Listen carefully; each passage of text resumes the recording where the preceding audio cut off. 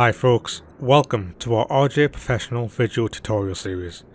Through 4 dedicated videos, this series will cover a complete flight in the RJ.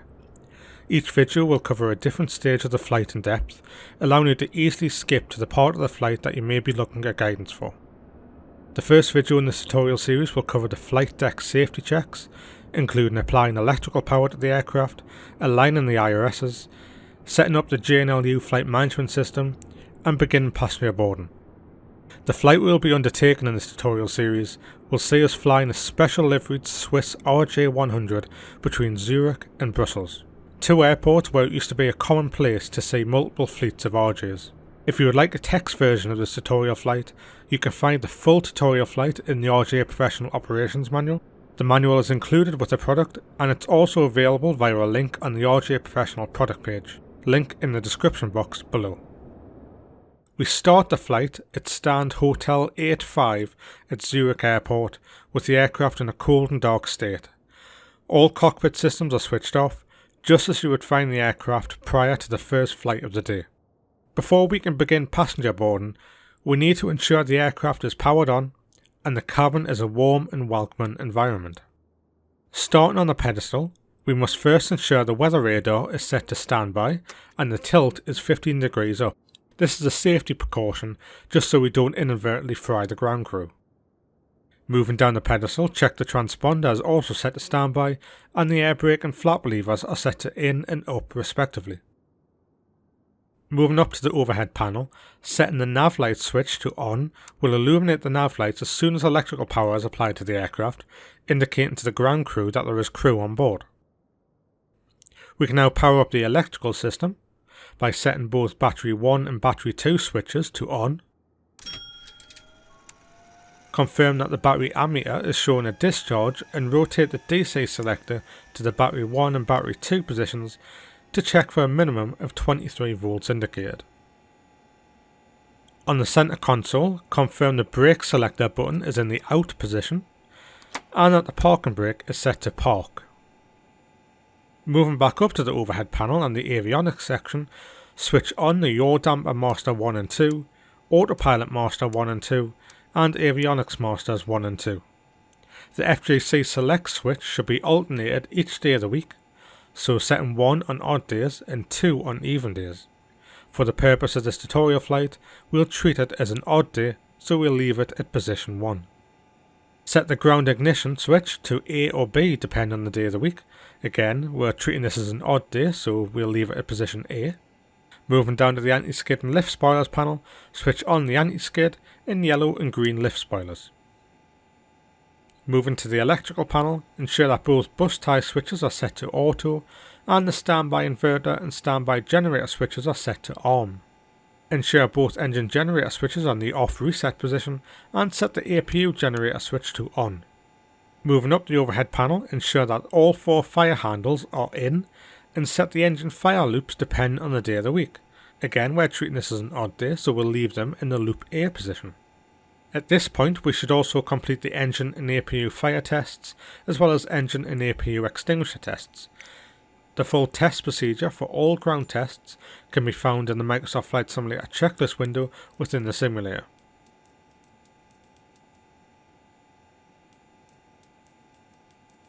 We will be using the APU power to start the engines today, so on the fuel panel we need to ensure the left inner fuel pump is switched on. We can then move up to the APU panel and start the APU by moving the master switch to the start position. We can monitor the RPM and TGT during the startup process.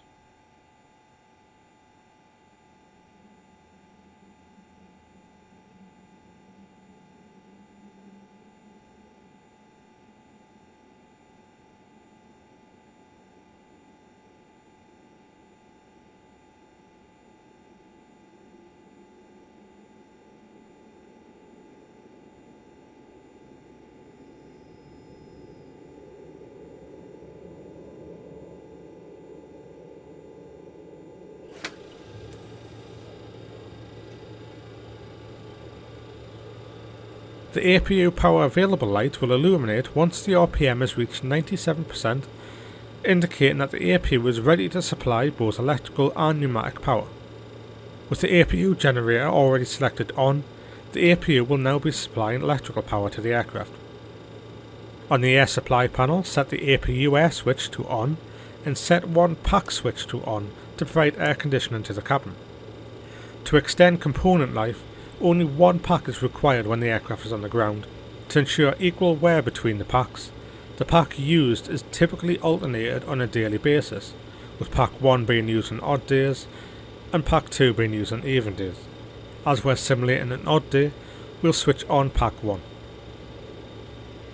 We can now test the master warning system by fully pushing in the master warning control switch on the first officer's main instrument panel.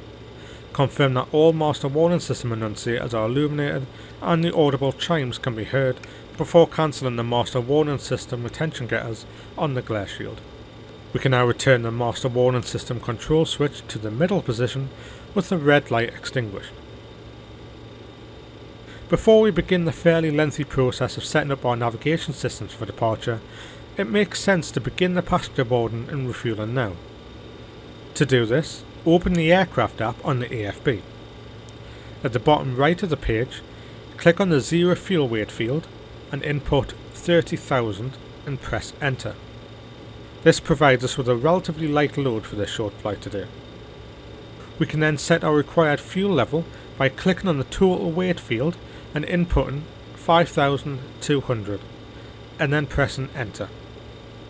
With our planned fuel and payload now set, press the boarding and refueling icons at the bottom left of the page, ensure the boarding and refueling speed is set to realistic, and then press the start boarding and start refueling buttons to begin the boarding and refueling process. With boarding and refueling now underway, we can now begin the process of aligning the inertial reference systems, or IRSs, and inputting our flight plan into the FMS. On the first officer's side panel, set both IRS switches to the aligned position. On the captain's FMS, select the FMC option and the ident page will then open. Confirm that all information displayed on the ident page is correct before then pressing the position init key to open the position initialization page. On this page, we can find information that tells the system what our present position is. The coordinates for the position are displayed on the right side of the page. Press the right line select key next to one of the coordinates to copy it into the scratch pad, and then press the right select key next to the set IRS position field to move this coordinate into the empty field. With this set, the IRS now has an initial position to align to. We can now open the route page by pressing the 6 right key. On the route page we can enter Lima Sierra Zulu Hotel, which is our departure airport, and then press the 1 left key to copy that into the origin field. We can then enter Echo Bravo Bravo Romeo into the scratch pad and press the 1 right key to move it into the destination field. With the origin and destination airports now set, we can now set up our departure procedures. Press the departure arrival key to open the departure arrival page, and then press the 1 left key to open the departures page for Zurich.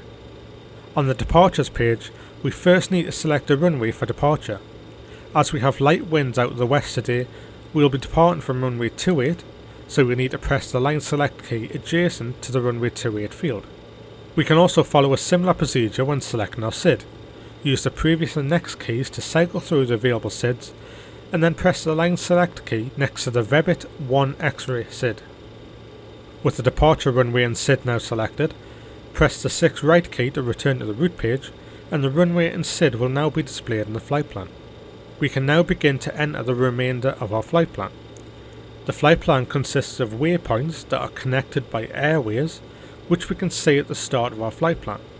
After departure, we will be flying the Vebit 1 X-ray SID to Vebit, before then flying the Tango 51 airway to Lasun. To enter this into the FMS, we first need to find the next empty line in the flight plan. Airways are to be entered on the left side of the page and waypoints on the right. So we can now input Tango 51 into the scratch pad and press the left line select key to the left of the first empty line on the flight plan. We can then input Lasun into the scratch pad and press the right line select key on the same line as the inputted airway. We can now repeat this process to input the next airway and waypoint in the flight plan, Tango 14 to Lummel. Continue to add the remaining airways and waypoints in the flight plan into the route page until the last waypoint in the flight plan has been entered. If no airway exists between two waypoints, the flight plan will list this as a direct leg. Waypoints can be entered into the route page without any airways simply by inputting the waypoint into the scratchpad and moving it to the next empty line on the right side of the page.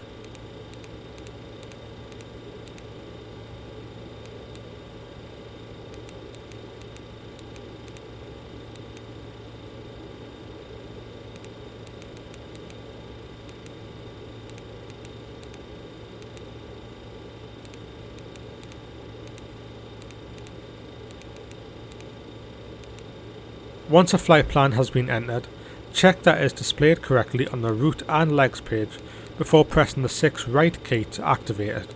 We can then press the execute button to confirm the activation of the flight plan.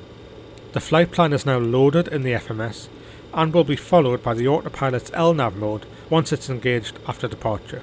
To minimise our workload at later stages of the flight, we can now also set up our arrival procedure.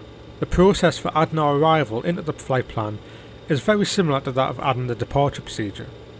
Press the departure arrival key to open the departure arrival index page and then press the 2 right function key to open the arrivals menu for Brussels. We first need to select an approach, which on our flight today is the ILS Yankee 25 right. We can now select the star, which for today's flight is the Batty 5 Alpha, and the transition point is the Flow VOR. With the approach procedure now selected, check that the flight plan is displayed correctly on the route and legs pages before pressing the execute key to activate the changes in the flight plan. With all the waypoints now entered into the flight plan, we now need to input the performance figures for our flight. With the route page selected, press the 6 right key to open the perf init page. On the performance initialization page, enter 30 into the 0 fuel weight field, and the gross weight field should automatically populate. Enter the planned reserved fuel of 0.9 in the reserves field. Enter our planned cruising altitude of 26,000 feet in the cruise alt field.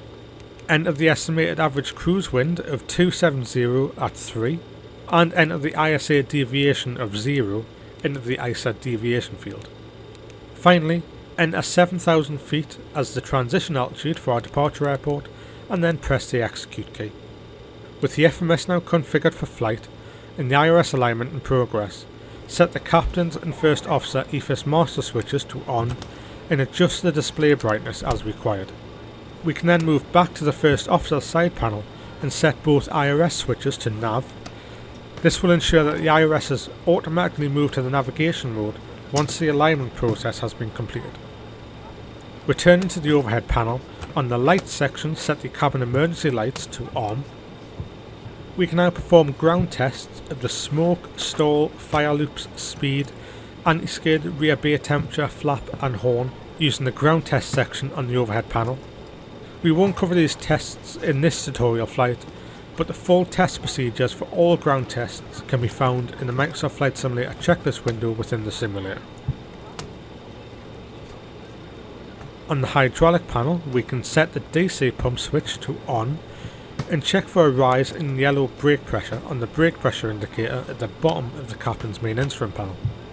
Once a pressure rise has been confirmed, we can move the DC pump switch back to the off position. Continuing on the hydraulic panel, set the AC pump switch to on and check for a rise in yellow system hydraulic pressure. Now set the P2U switch to on and check for a rise in green system hydraulic pressure.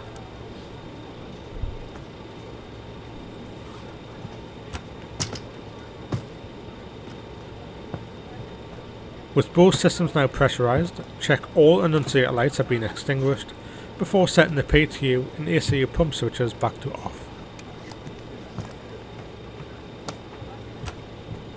Moving down the overhead panel, select the 4 engine anti-ice switches to on.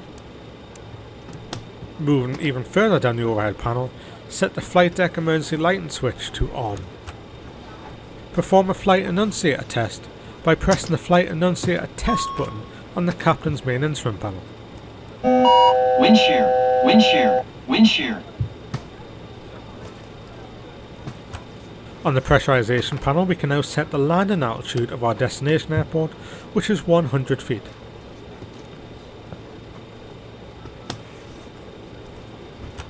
On the captain's left side panel, test the cockpit voice recorder by momentarily pressing the test button and confirming the CVR LED is flashing alternately yellow and green for 10 seconds. The LED will then turn steadily green for 10 seconds before extinguishing.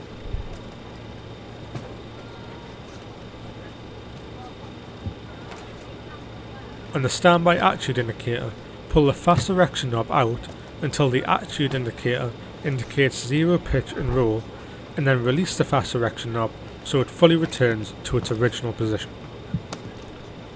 Perform a test of the AGPWS by momentarily pressing the ground proximity button on the glare shield and confirming that audible alerts can be heard. Glide slow. Pull up. Terrain ahead. Pull up. Perform a TCAS test by momentarily pressing the test button on the transponder and verifying that the correct test pattern is shown on the TCAS display. An RA is also shown on the PFD and the audio test pass message is heard. TCAS test pass. We can now perform a ground check of the flight data recorder by holding the ground check switch at ground check and confirm that the FDR fail light extinguishes. On the right side panel, open the oxygen main valve and confirm a positive supply. Finally, use the test feature to test the operation of both pilot regulators.